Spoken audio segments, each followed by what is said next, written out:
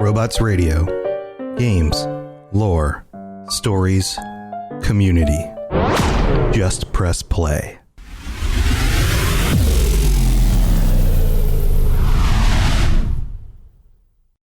This show is brought to you by our patrons at patreon.com/Elder Scrolls Lorecast. Robots Radio presents The Elder Scrolls Lorecast. Welcome to the Elder Scrolls Lorecast, a place where the Elder Scrolls community can come together to discuss the boundaries of our knowledge about the universe of the Elder Scrolls.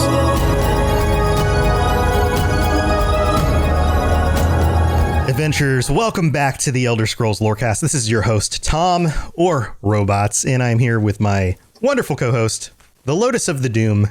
Welcome back, buddy.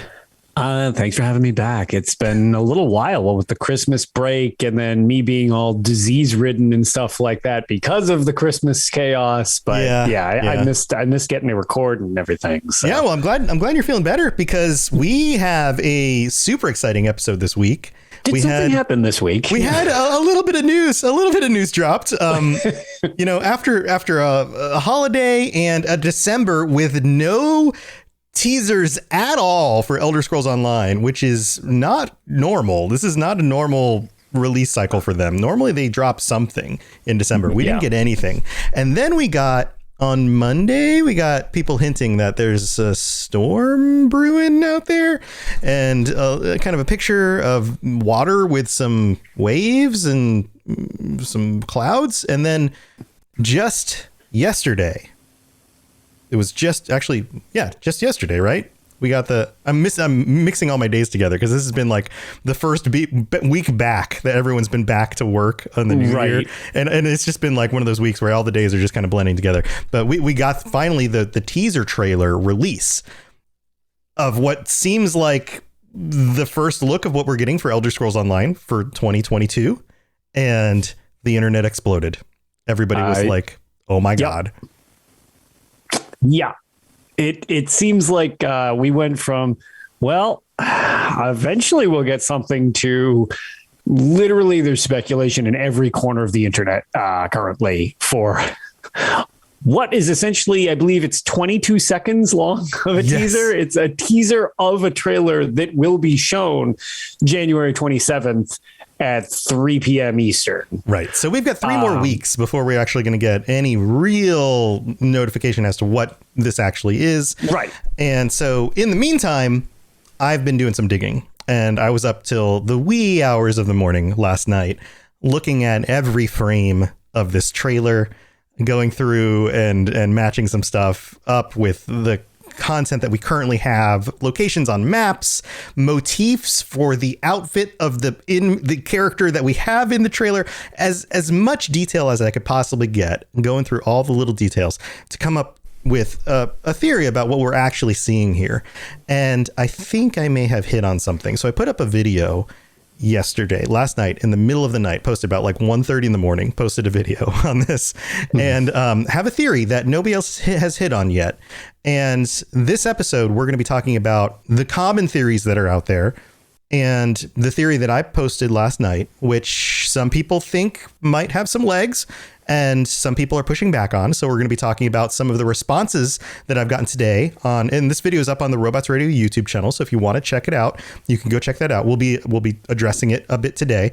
And also, just a reminder, this audio version of this podcast will be available for everybody. But if you want to see us live talking about this with actual clips of us going through the trailer in this episode, discussing all of these details, then this will be up on the Elder Scrolls Lorecast YouTube channel.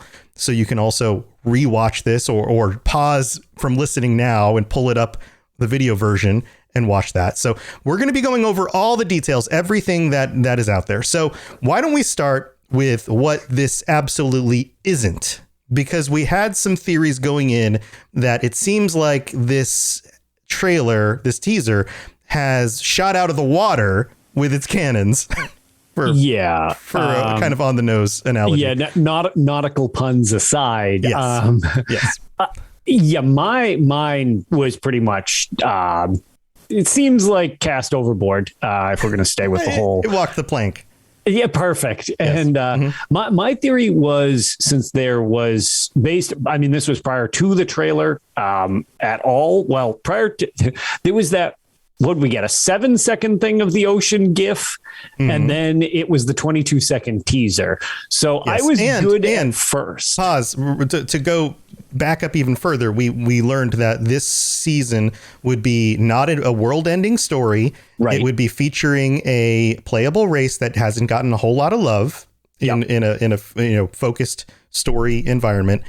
And then was there anything else? That it would be something that would be very unexpected, was kind of the other hints. Those were the main hints. And so going into this, your theory was? My theory was, since based on the Matt Fire letter, where it was, political intrigue of a racing culture that we hadn't really gotten as much experience with. And I'm like, Red Guards have some area to work with. And if we're going with political intrigue, they have a strong grounding in their old world culture and their new world culture in Tamriel, coming from Yakuta. So I'm like, okay, cool. We got the Crowns and the Forebears. That could be good. There's more to explore with them. There's region on the map that's undiscovered with them. We got something to work with. I was like, the Bretons also are very, very politically minded. There's a lot of that, but I was like, I really feel like locationally, I'm feeling Red Guards. And then when we saw the water scene, like the little bit of the water scene, I'm like, for all those poor people who have also played Elder Scrolls Red Guard or Elder Scrolls Adventures Red Guard, like myself, poor people. Poor the souls. Stros Mackay region, sea travel, trade, and piracy is definitely a thing. Red Guard pirates. Exactly. Yeah. Red Guard has some strong tie to piracy, naval travel and stuff like that. And I'm like, okay, cool. Like I'm doubling down on this. This seems even more like it. And then, the full thing came out and I was like, nope, that doesn't look right at all. It's like, I'm checking out. I think my theory was officially debunked because we've got 3 distinct ships of all 3 alliances. That's undisputable. Right. And let me pause that there, because we'll go into all those details as we go through the trailer. Yeah. So basically we'll just end on mine was debunked as the full teaser. This is so weird to say. Right. The full teaser. Yes. Exactly. However many seconds of it. It's about a minute before you get to the credits. Yeah. So that was the end where I was like, there's obviously more to it. It might still involve the Red Guards in some way, but that's clearly not the focus that I was thinking. Right. And then one of my theories was, and I even designed the logo around the concept that it might actually have to do with wood elves. And maybe the Wild Hunt, and maybe the Lost City and trees and magic and all that kind of stuff. Nope. This is totally not having to do with that. As far as we can tell, nothing to do with that at all. So as soon as we got the ocean, that it was like, okay, that's not this. So why don't we go into some, let's just go into the trailer, and I'm going to pull this up on screen, and we're going to go over some of the things that we see in the trailer. We're going to pause it. I'm going to point out some details in here, and then we're going to talk about what some other people have said, and then some of the things that I think that this might actually mean. And we're just going to talk through it. So here we go. This is up on the screen. Oh, that's a different screen. Here we go. Let me get the actual YouTube trailer. Hold on 1 second. now it's actually capturing us. Teaser trailer. There it goes. Okay. So here we go. We've got the beginning. I'm going to turn the sound basically really low on here for you, so you can hear us. But we have the beginning of the trailer, and it's panning up on what? Now this is a war board, right, Lotus? This is a like a 3-dimensional map. Yeah, do these things have a specific name to them? I mean, they're in basically all old school. Actually, they're in Skyrim. They're the things on the desk that you can click on the maps to uncover locations. Yeah, I call them war boards. And I mean, a war board is a good way of explaining it. I don't know if there's a technical term for it. I don't know the technical term. Yeah. It's where you place your strategic pieces to account for your military presence, the enemy's military presence, and a rough idea of the terrain in reality. So how you would navigate around it. Right. So here, I'm going to just play it in slow motion for people watching. But if we pause it right here, you can see that as we pan up on this war board, we have what appears to be a large amount of land here in what seems to be the center of the war board. I'm going to call it that. We have 3 ships. And then we have the ships facing the edge of the board. The middle ship looks like a Breton ship. The left ship looks like a Nord ship. And the right ship looks like an Altmer ship. So representing all 3 factions. Right? Yep. So one of the things I want to point out here is that on a war board, typically you center yourself. The military that is setting up the war board will center the war board around their terrain because that's the terrain they're most comfortable with. That's the terrain that they're defending. And then the outer edges of the terrain are the terrain that they're least familiar with. Right. And also, situationally to yourself, you will be closest to the center portion of the board, i.e. that's where you're starting and you're moving in whatever direction, and or if you're expecting the enemy to come to you, you position yourself from your point of view. You're not viewing like from what the enemy is looking at. You're looking at what you will see from your perspective. Exactly. And all 3 of these ships are pointed towards the edge of the map. And on the edge of this map is some sort of landmass. It could be islands. It could be another landmass. I'm thinking it's most likely islands. And if we pan forward on this, I'm doing it in slow motion. You can see that we're zooming in on the ship, the head ship, which looks like the Breton ship. So, which leads me to believe that the Bretons are the primary race that this is going to be focused on. Although all 3 factions are now cooperating for some reason, this is the primary race featured in the story, would be my assumption here. That's probably what this is saying. Just based on game logistics, with the representation both other factions have gotten over the last several years, Daggerfall Covenant's lagging behind, so it would make sense that something is focused on them again, because it has been quite a while where Ebonheart and Eldmiri have had several expansions designed around them, including full, in the season format even, besides just individual ones. It's like Daggerfall Covenant has been a long time since they've had representation. So it seems likely that it would have something, at least with a focus on somebody from the Dominion, whether it's the Orsimer or the Bretons or the Red Guards. Yeah. And Birch Games asks in chat, could this be a hint that the war for the throne is over? Potentially. I don't know if they're going to actually take the game in that direction. I don't know what that means for PvP, and I don't know what that means for Cyrodiil. But that would be very awkward, and really it would close the debate that we've been having on what's happening with PvP, because if the war ended, I guess that means so did PvP. Right. Yeah, maybe. I mean, it could be. The other thing here is, could this also represent an Imperial race being at the head of the story? Which is interesting because the Imperials largely, not entirely, but largely have actually been portrayed as pretty villainous throughout Elder Scrolls Online. Be they corrupted by Dremora, whatever, Daedric presence. There's a lot of, when you're encountering Imperials, the majority of them are not great. Like it's a very small minority of Imperials that you have Legion Zero in the Imperial City. A lot of the scoundrel factions and stuff like that, it's Imperials.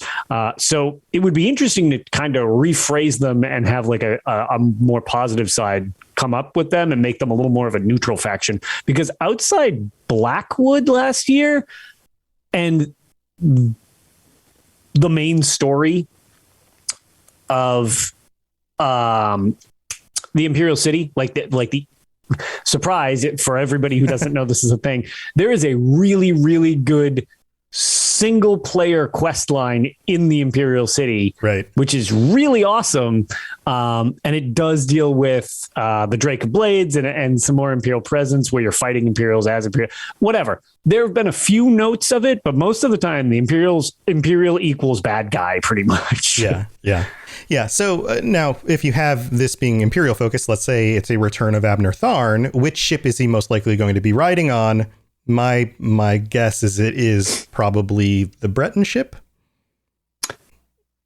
Sure. I think that could make sense. I mean, that or the Nord ship. I don't know, but probably one of those two because, Manish races. I don't know, but that's kind of off on the side speculation. But it seems like it's a Manish race that's at the head, probably most likely Breton. So if we move the trailer forward, they are moving towards the edge of the map, which means we're moving beyond Tamriel. We're moving off towards something, probably islands, but let's see what direction they're going here. So now we're transitioning to the actual ships, and the actual ships are moving towards what appears to be a low set sun. Now, the sun's set low in front of what appears to be islands or the edge of a continent or something. A low set sun is either a sunrise or a sunset. Lotus, does this appear to be more like the coloring of a sunrise or a sunset to you? This looks like a sunrise, which you had mentioned in the video, and I totally agree with. This is much more representative of a sunrise. It's not nearly as orange or any of that stuff as a sunset. Right. Sunrises tend to be more pastel in color in my experience. And sunrises tend to be or sunsets tend to be more orange and purple in color. Correct. Yeah, and I would agree with that. This looks more like a sunrise, right? So the sun rises in Nirn in the east. So this looks like the ships are actually headed east. Now, one of the big theories out there is that these ships are actually headed west, that this actually has to do with the Maelmer. And this may have to do, one of the theories was Yakuta or the Maelmer and the islands / continent, whatever the landmass is that they live on, Peondoria or whatever the name of that is. Pandania, yeah. Pandemonium. I always say Pandania, but there's so many letters jumbled into it. I don't know how many of them you're supposed to pronounce and Pandaland.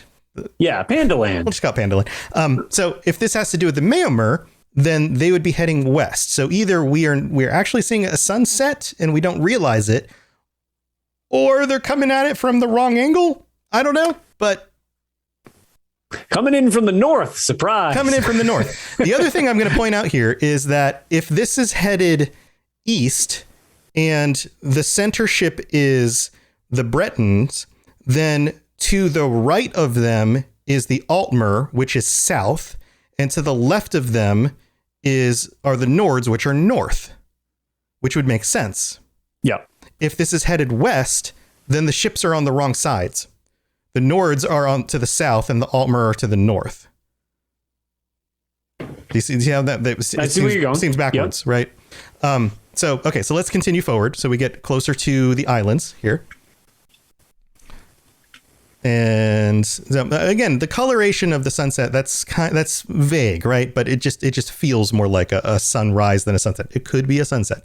I could be totally wrong with that. So we zoom in on the continent here or the island, and we get into an island, and it looks like a bay on an island. Now that could be many different islands or, areas that are part of a larger landmass. And then we also start to see what look like buildings, waterfalls, cliffs, and there's like a little town over here.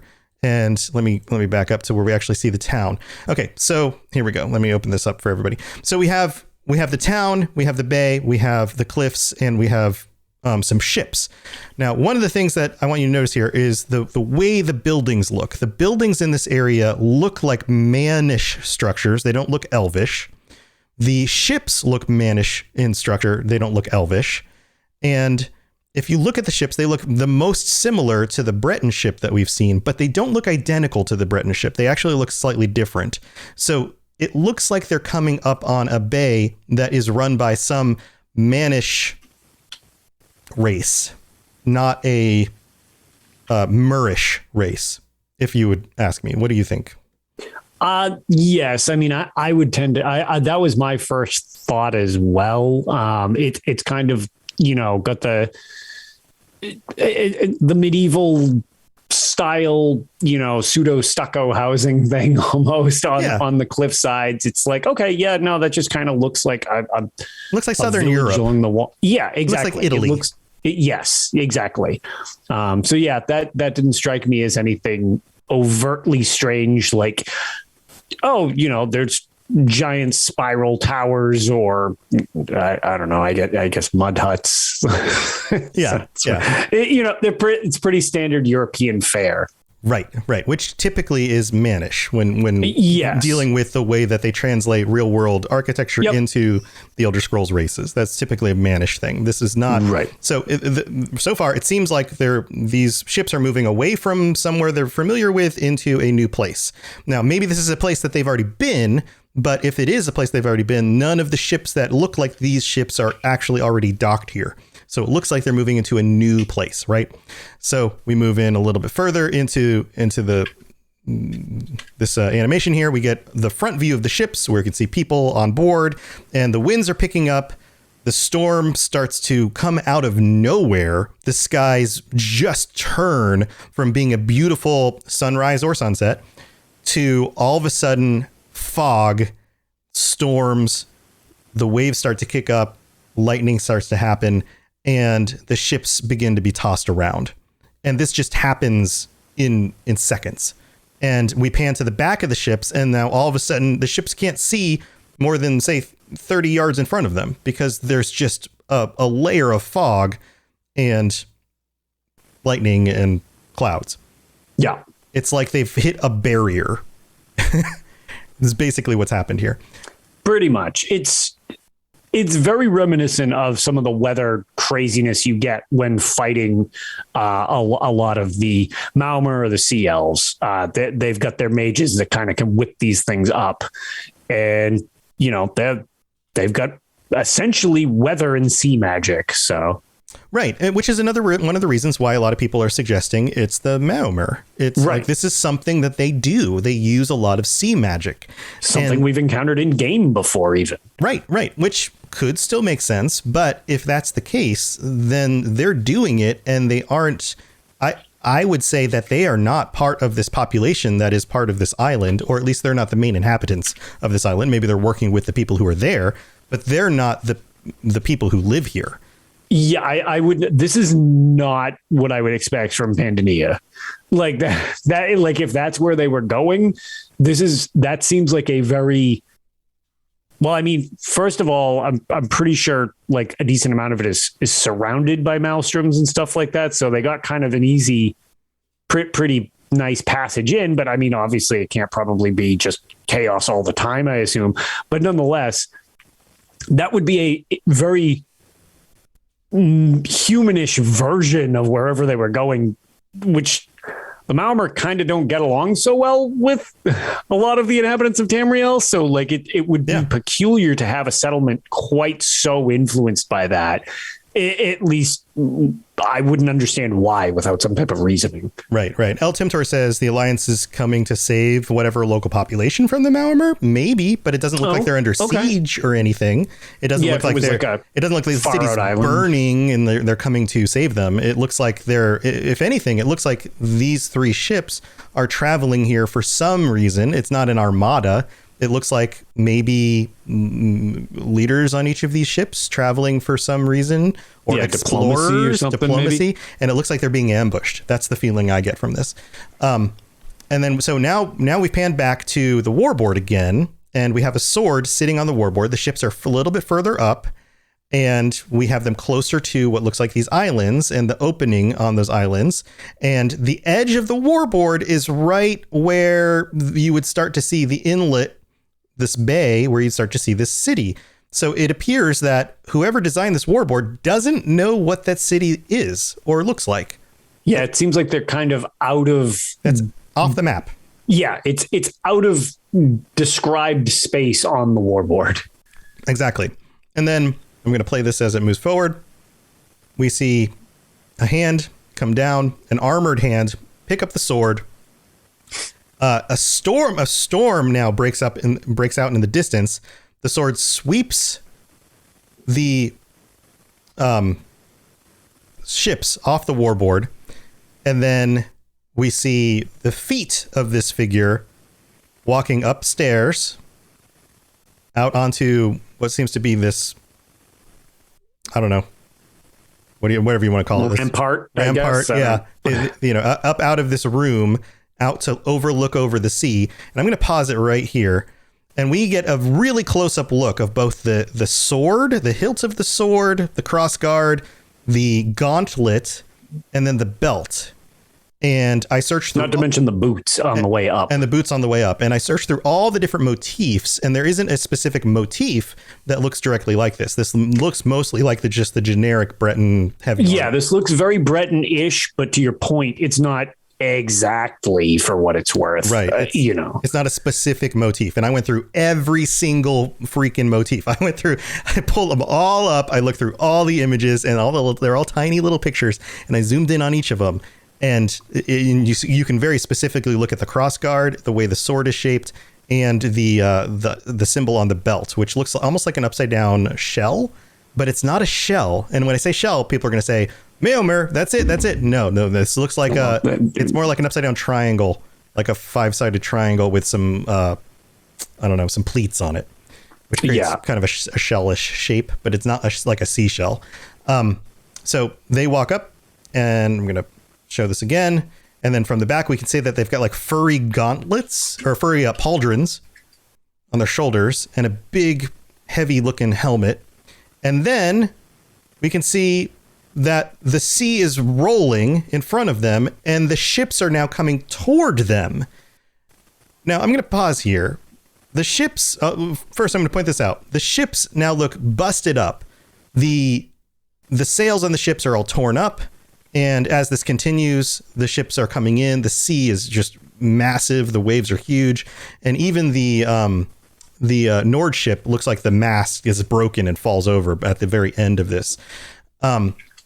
So another thing I'll point out is that if this person is in the bay that these ships are sailing to, then everything is backwards. Why would the warboard have them be off the edge of the map?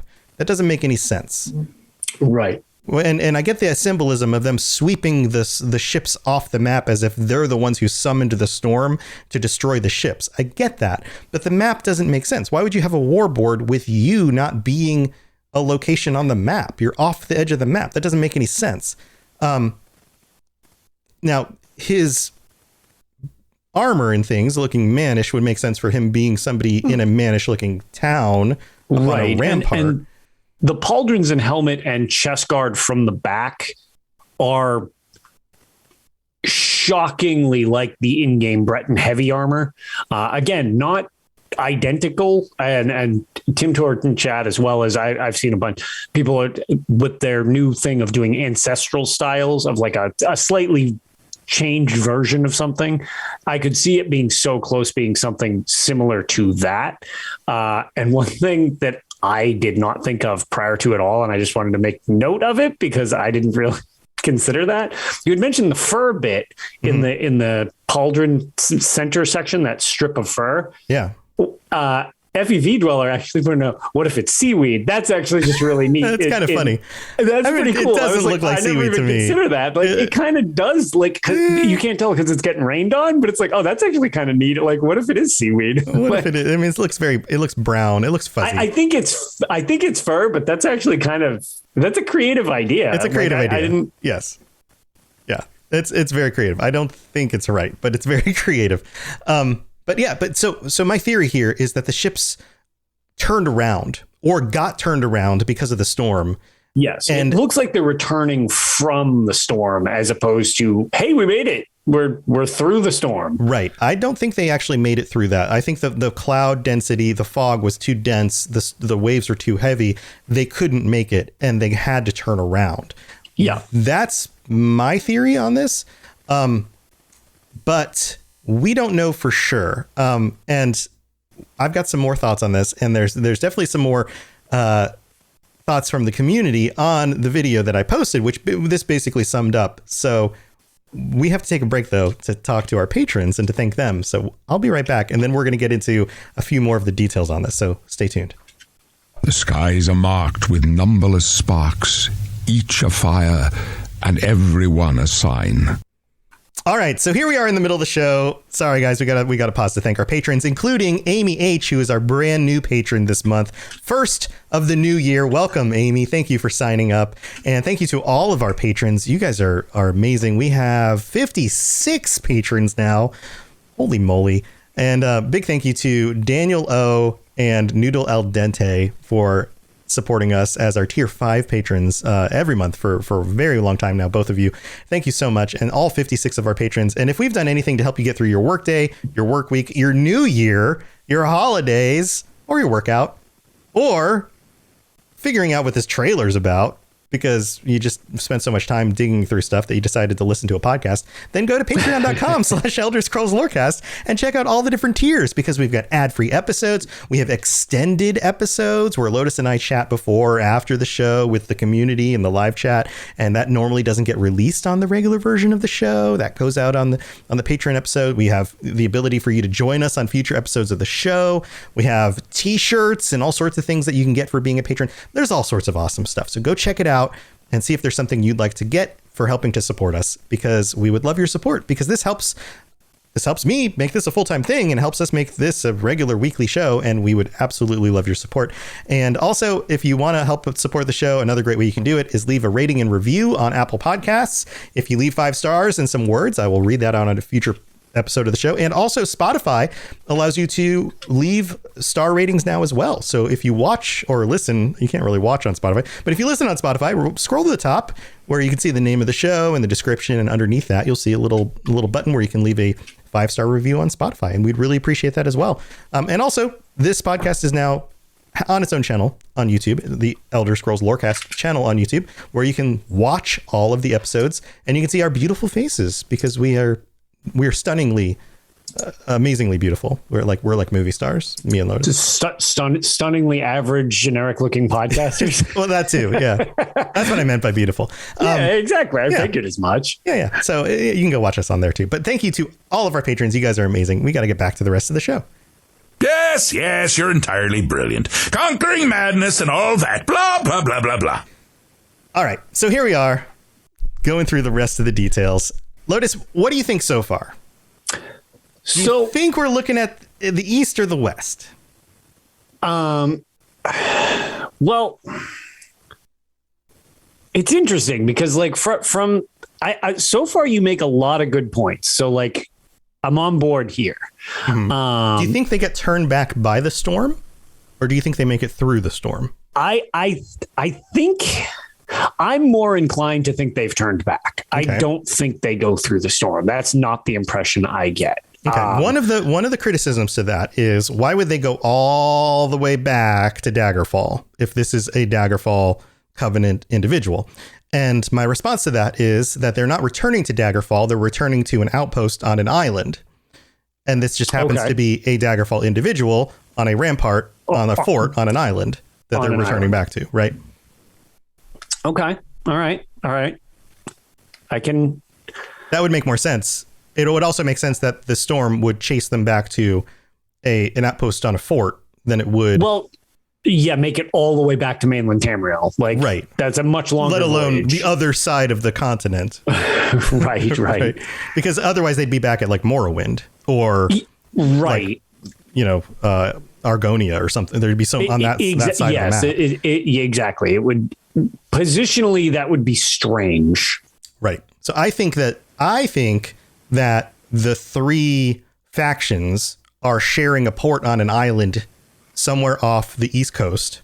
They've got a fort over there somewhere, and they're using that as a forward position. And this group of 3 ships set out from that port to this next island, and that's where they're going. And my next part of the theory is that there isn't just one group out there that's known for their sea magic.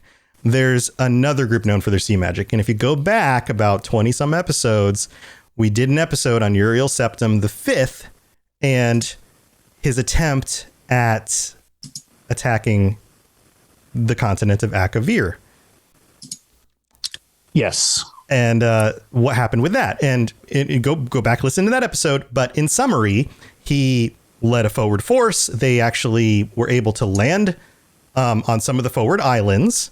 And one of the forward islands is called, here, let me pull up. It's called Esroniet. And they were able to take over the town on Esroniet and use that as a forward base. And then they were able to go from there to mainland Akavir. They took over the next town, which basically gave no pushback at all. And then they pushed further on into the continent. And that's when they started to get some pushback. They ended up in conflict. And then they got basically, who knows what happened to Uriel Septim V. He either was killed or captured or whatever.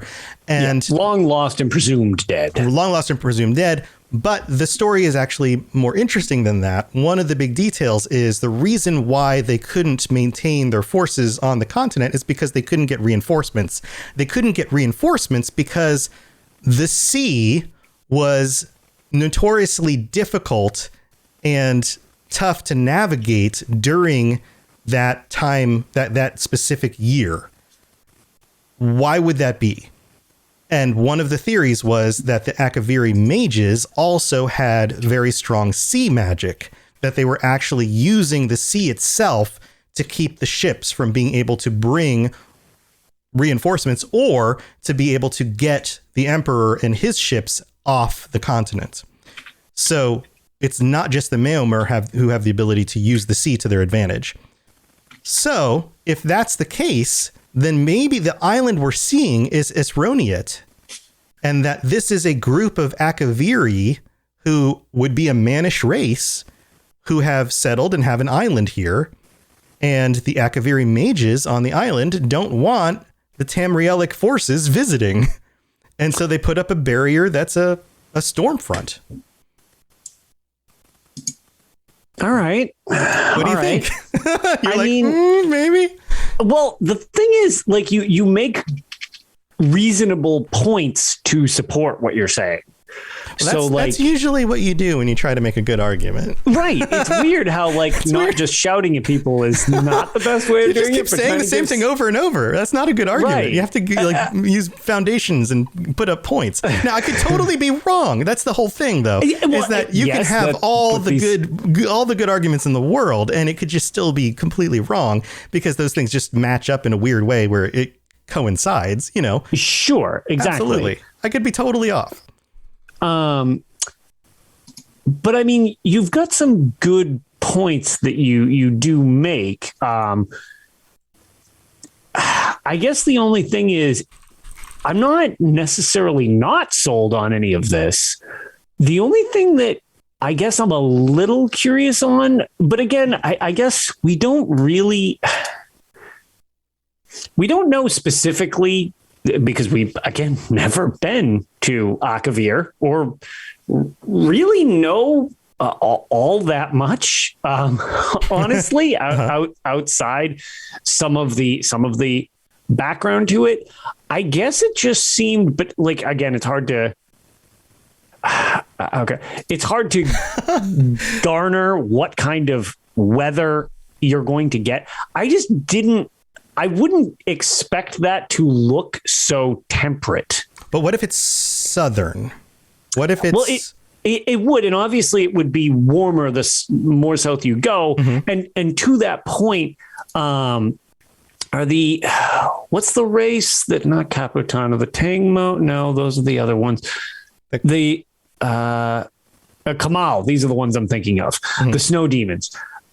Those are the ones I'm thinking of, but they're only frozen for certain periods of time. So that would by default mean that it needs to be warm enough to thaw them out for other periods of time. So maybe even though there is that problem and they've had to, the Nords have fled from that region because it's so inhospitable and stuff like that.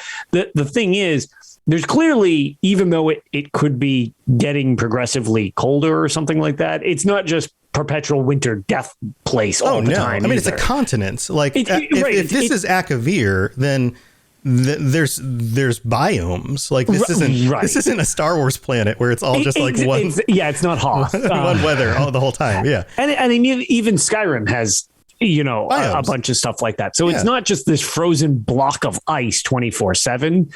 But I don't know, just looking at it. But again, it's one of those things you can't view temperature, so to speak. Right. But it does look temperate. The trees kind of look droopy, like subtropical trees. Yeah, it looked temperate is one of my only holdups with it. Well, I think what we're seeing here is an island that's situated more south. It's probably on the latitude that's probably more similar. It's probably lower than Morrowind. It's probably more in line with somewhere like Elsewhere and Argonia and Somerset. It's probably down there, but that still means that it's east, right? It's east of Tamriel as a whole. Sure, and that could be very temperate. I mean, heck, look at Cyrodiil. Cyrodiil most of the time looks temperate. Yeah. So you only get the snow and stuff like that in like more of the northern regions and stuff. Right. Right. So I think that we're seeing something that's either center Cyrodiil or just south of that. So we're getting some kind of subtropical area, right? Maybe. Yep. So here's another thing. Here's another fun one. This came to me just before the show. Xyluk the Dragon sent me a message on Twitter, and thank you, Xyluk. I told Xyluk that I would shout him out, and said, "Hey, love the theory. Another little thing to add to it. We already have a pet in Elder Scrolls Online from one of the islands on the way to Akavir, Esroniet, which is mentioned in the story about Uriel V, and it is one of my favorite pets. I like to call him the fire chicken. He's the hot pepper bantam guar." Okay. Right? You probably remember this little guy, right? Yeah. I'll put him up on the screen so everyone can see him. And Uriel V conquered Esroniet, but Uriel VI conquered the Elder Council. Sage, there's a little quote at the top. Esroniet is a spice island that lies somewhere between Tamriel and Akavir, somewhere between them. Maybe we're going to figure out exactly where that is. It is the source of much of Tamriel's nutmeg, cloves, mace, and hot peppers. It's a place where they seem to have active trade with, right? But does a race of Tamriel actually own the island? Do they have ownership of it? Yeah, the main port of the island is called the Black Harbor. Yeah. So the flame-eyed hot pepper bantam guar is native to the island. The main port of the island is called Black Harbor. Pretty cool freaking name. The port was captured, and this is during the time of Uriel the Fifth, which is 500 to 600. So this is after 500 to 600 years in the future is when the port was captured, which leads me to believe that, based on all the information we have, that this is not an island that is owned by any of the factions from Tamriel. This is an island that is owned by somebody else. Chances are the Akaviri would be my theory, because it's a mannish race not from Tamriel that they do trade with still. Interesting. And the Bantam Guar, I believe, is going to show up in a future crate that's returning to the store pretty soon. I think he's part of the Sigil crate, which comes later this month. I could be wrong about that, but I'm pretty sure that's where I got him. That's another theory. I've got all right. Which would kind of, it's almost like a halfway point of like, you're onto something. Here's a little thing to maybe make it you're in the correct direction, even if we don't quite go that far or something like that. Yeah. So I don't know that we're going to get all the way to Akavir, because I think that's probably too much. And to some people's credit who responded to my initial video, the Elder Scrolls lore trades in mystery. Like, that's a thing, right? They're not going to be like, okay, here's Akavir. We're finally getting to see it. But they definitely give us islands. They definitely give us islands that are close to other things, or like show us races that we haven't seen before. We saw the Maomer, back in the Somerset stuff. We never saw them. We saw the Salode. We'd never seen them before. Like we get armor and all sorts of things for the Dwemer, stuff that we'd never seen before Elder Scrolls Online. We even have the Akaviri armor sets and things like that. We have things that we never saw before Elder Scrolls Online. So to be able to see islands that have been mentioned that are off of Tamriel on the way to these other places, that's a step in that direction. Yes. And obviously, one thing I must bring up, because it was mentioned in chat a couple times too, jokes about like the Slode, which we did have quite a battle against the Slode in Somerset.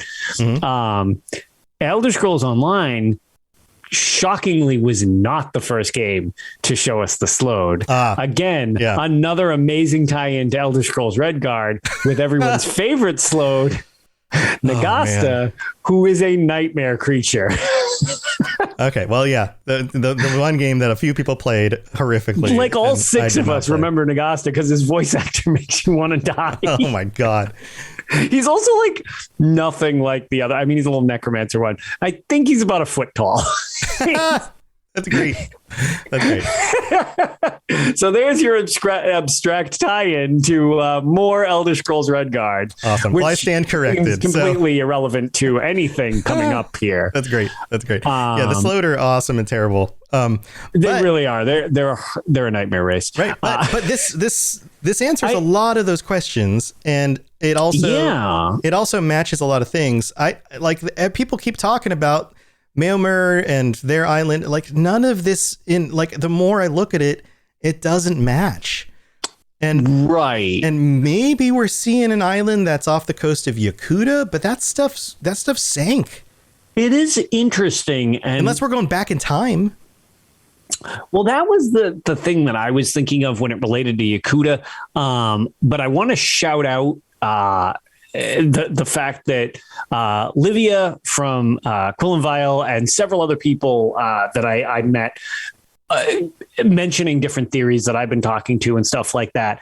One of the things I had mentioned, I was like, Yakuta at this point is underwater at this point because the Red Guards have left Yakuta and has been for like thousands of years. It was in the first era, right? So, however, one thing that was brought up that was also very cool, which I liked because it was kind of like you're right, but also there's more to it than just the straight fact that it's underwater, is if you look up Yakuta and what it has remaining going into the second and third era, the mainland of Yakuta, which is what I always refer to, obviously, when I'm talking about it, did sink. However, there are a bunch of smaller islands off it that aren't underwater and were used as trade ports. Yeah. So maybe this is related to that.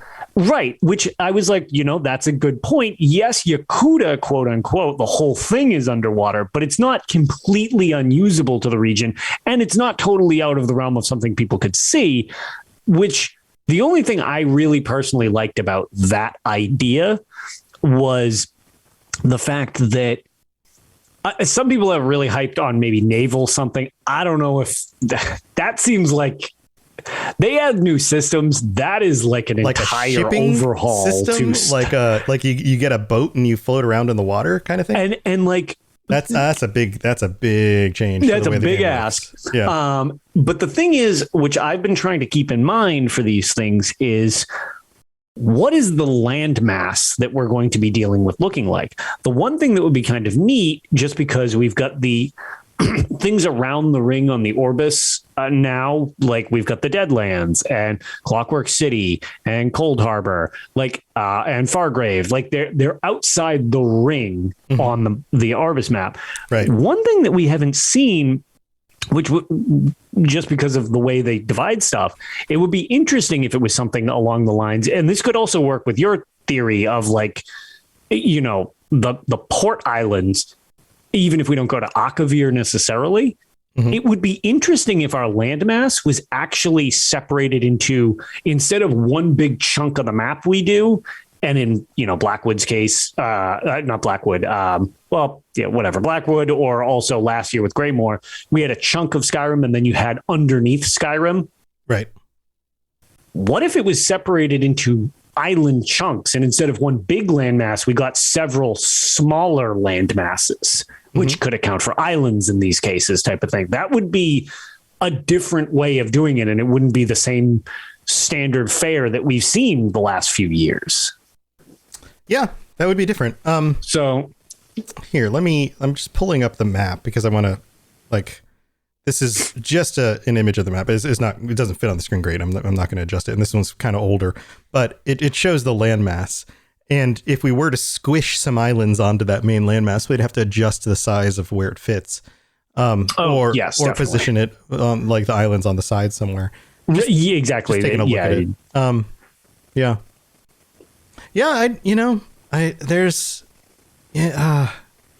I mean, it could be Yakuta. Like, that's the other thing, is if that's actually a sunset, then right. If we're making the assumption that it looks like a sunrise, but right now, if it's a sunset, okay, well, it's a sunset, different direction. then they're moving in a different direction. Then it's still a mannish race. Yep. Then that could make it could be some island out there with some Yakutan / Red Guard peoples.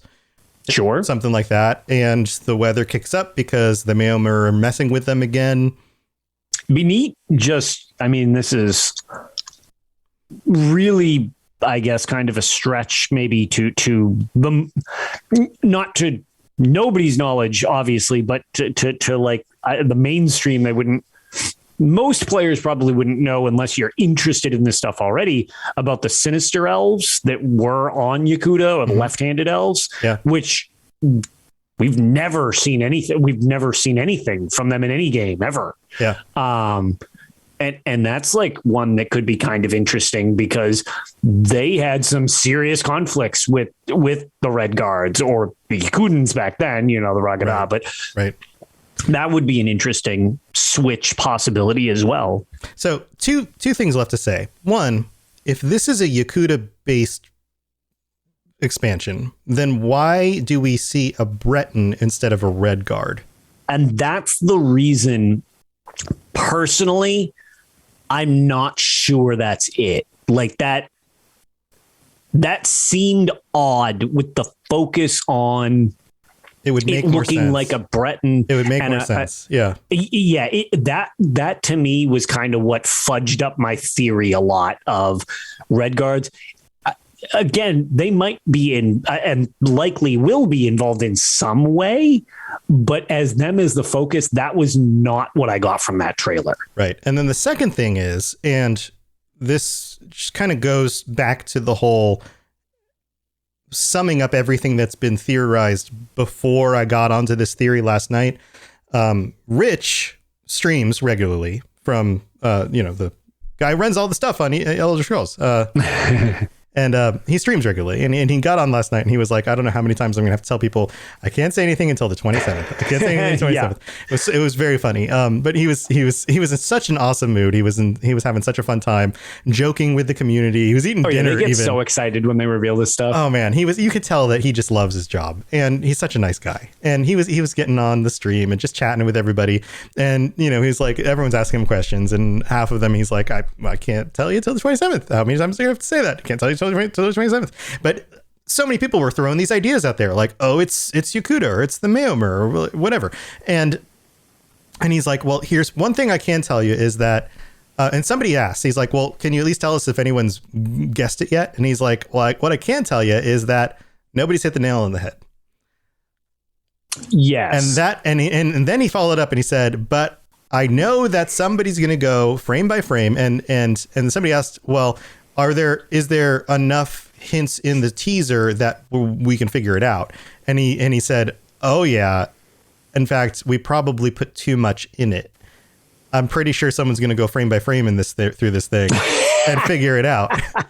And then all of that together is what inspired me. And I went, okay, nobody's figured it out yet. All the theories that people keep throwing at him, he's saying aren't right. And you can go frame by frame through this thing. And he says that there's too much revealed, that there's enough in here to be able to say, like, okay, this is what this thing's about. Okay, so you're telling me I've got a shot. that's you're saying there's a chance. You're saying there's a chance, because otherwise I would have been like, okay, yeah, maybe the community's already onto it. But as communities do, somebody throws out a possible idea, and a lot of people just go, yeah, it seems pretty good. And then they just kind of latch on to it. Because again, what we were literally just joking about a minute ago, if you can give reasonable, explanations to certain things, okay, then it sounds reasonable until somebody goes through and pinpoints how those could be contradicted. Right. So it could sound reasonable unless you come up with logical potential contradictions to it, or if you can find some fault in the way that they were presenting it. So it's like, if something just on surface value, it's like, yeah, it seems legit. It's like, people might not question it at that point. It's just like, all right, well, legit it is. Okay, cool. Like, we'll just accept that as fact. Right. Like, and that makes sense. People are busy. Like, most of the time, you just want to be like, okay, yeah, that sounds exciting. It sounds good. Yeah. I'm cool with that. All right. Why not? Yeah. I mean, and I'm checking Twitter in the middle of my workday. Oh, that seems like, that's a cool theory. Yeah, I like that. Okay, got to get back to work. Right. I get it. Like, we're human beings. We only do so much at the same time, which is why by the time I got to this, I'd actually spent some time doing it. It was like 1:30 in the morning. It's like 1:30 in the morning. When I finally had time to really sit down and think about it. But this is where I ended up. So that's the theory. That's where I ended up. The rest of the stuff didn't really pass the smell test with me. So I don't know. What do you think? You think we're onto something? I think you got potential. Like, you make a solid enough case that even though I'm a little skeptical, I may not be 100% of the way there, but I think you make a decent amount of points that I kind of like where your head's at with it. Which is also not the direction I was thinking personally. Yeah, so I think it counters a lot of the other things. Well, I'm not and it gives a reasonable alternate option, which I haven't seen yet. Right. So at least it's got that going for it. Yes. And it's not just different for the sake of different, which honestly, sometimes if that's what people want to do, that's totally fine. But sometimes different for the sake of different, it's like, well, that's not really going to get you too far. And I guess, like, again, the only thing that I guess I find strange outside, the possibility of, like, it's a little odd if we're off to the east, that somehow, I mean, again, it's locationally, it just seems a bit peculiar. And maybe that's one of the things that's one of my trepidations on it is, I had mentioned earlier, the concept of getting the Daggerfall Covenant representation, as they've kind of been lagging behind with expansions. Mm-hmm. And we've got the Breton feel, but it would be strange to then steer away from their side of the map yet again, because we'd be obviously traveling east, and like any of the situations in your, kind of your idea. Again, another one that was, I just heard in passing, apologies, because I've had so many messages. I don't know who sent what, especially if I've just like kind of met you for the first time via online. So, some people had mentioned the Morrowind Mitten or the Telvanni Peninsula, what it's really like referred to as, with Necrom and stuff like that. Being kind of in that area, and there's the island right above it. If you look at the map of Morrowind, it kind of like curves around. Right. And like there's the island. Some people had mentioned something about maybe that was the direction. But again, why would you have Bretons be the focus and not the Telvanni? You'd think, and subtropical land. And, exactly. Yeah. What I would assume is, if they were going to do that, it's somebody in a mage robe looking out of a giant mushroom tower or something like that, not in a Breton structure with, medieval night garb type of deal. So it was just another one of those things that it didn't feel like, it didn't have that feel to it, even though, like, okay, location wise, yeah, there's water and magey stuff, I guess, but mm-hmm. it seemed weird to have it over on that side of the map to me personally. Yeah. Well, I think that's about as far as I can go with my. Yeah, I mean, it's definitely got some potential for sure. Yeah. So, well, that's what we have. Maybe they just hired guards. Villain behind glasses says, but the person managing the map, a guard wouldn't be swiping the. Yeah. Stuff. Is it the 27th yet? Because it's still the 6th. No, oh, damn. Sorry. Yeah, but guys, so we only need to podcast for 21 more days. Oh man, we got a ways to go, but we will be back next week. We're gonna get into some more lore episodes. We're gonna be digging into all sorts of awesome stuff this year. I hope you guys are ready for a really awesome year, because we're gonna be, we'll be doing it. We're starting our 4th year. This is crazy. We've done this wacky. For 3 years now. For as of, I guess, the beginning of February technically is when the show started originally, but the fourth calendar year. But 4 years. This will begin the fourth year of the Elder Scrolls Lorecast. And holy crap, thank you everybody for listening and being here. And I would love to hear your theories on this. Log into the Robots Radio Discord. Send us your thoughts. If I've missed something, let me know. And if you have can you debunk this? If you can debunk this, if you can share something I missed, if you see something in the trailer that like somehow I overlooked, I will absolutely give you credit and share your thoughts around and be like, oh my God, somebody pointed something out. Holy crap, check this out. It's like, I didn't realize this. It totally makes this wildly invalid. How did I not see this? Right. It turns out there actually is a sea slode literally at the end of the video. Oh my God, look, there's this sea slode looking through the window when you zoom into the side of this cabin. Holy crap. And on the back of the boat it says like, to Yakuta, so it's like, oh my God, how did we miss this? Right yeah. So yeah, just let us know. We'd love to hear your thoughts on this. And thank you everybody for being here and for just being part of this show for 3 years. And you guys are the best. Lotus, you have anything going on you want to share before we head out? No, it's kind of just starting the new year. We're recording Tales again this weekend. We've got both Nephis and Skinny Cheeks joining this week to discuss the end game of ESO. So it'll be the first podcast of the year over there, as I kind of had our little break, which was good because the ability to speak became non-existent for me for a while. So it seems like enough of a rest that I'm very excited to get back to all this fun stuff. And I was going to say lots more speculation, I assume, and I'll be really kind of eagerly awaiting for any little thing. Like the team really can't help but drop us little things sometimes just to nudge us, even like if we're getting close. So I'm still, even though we're not going to see anything until the 27th, we were originally told we wouldn't see anything. Well, like when nothing showed up at the awards, the Game Awards, it was like, oh, well, nothing till the reveal. And then we get this. So it's like, keep your eyes peeled. They tend to like to give us little things to kind of lead us in that direction. So I'm very curious to see what's happening, but I'm very glad to be back. Glad to be back and 2022 doing all this fun stuff again. Yeah. Awesome stuff.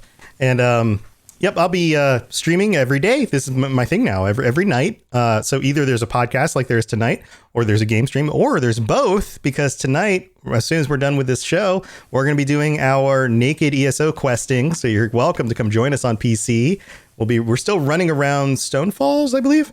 And we're going to probably finish up that zone tonight, I would think. And so if you want to just hop on a character, take off all your clothes, put your weapons away.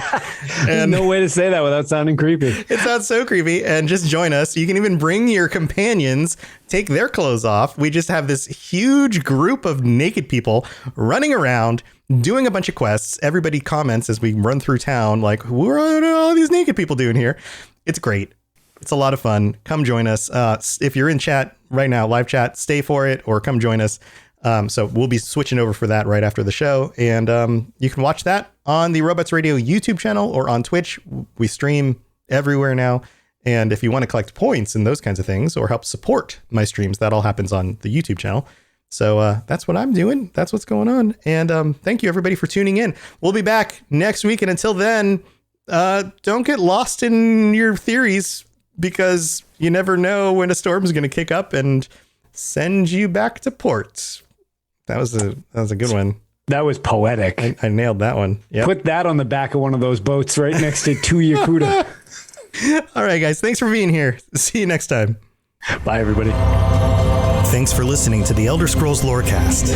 If you have something you'd like to contribute to the show, please reach out to us at elderscrollslorecast@gmail.com or on Twitter @ESO Lorecast. I really appreciate you listening, and I'd love to hear from you soon. You've been listening to a Robots Radio podcast. Smart shows for interesting people. Check out all the shows at robotsradio.net.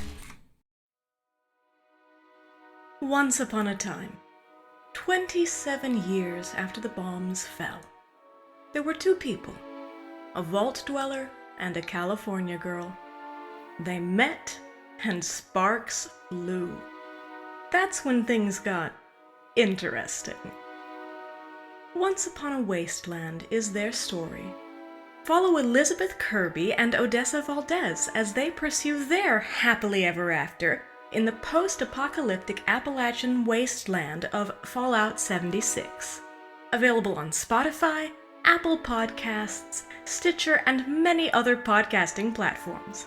Once Upon a Wasteland, a Fallout 76 love story, available now.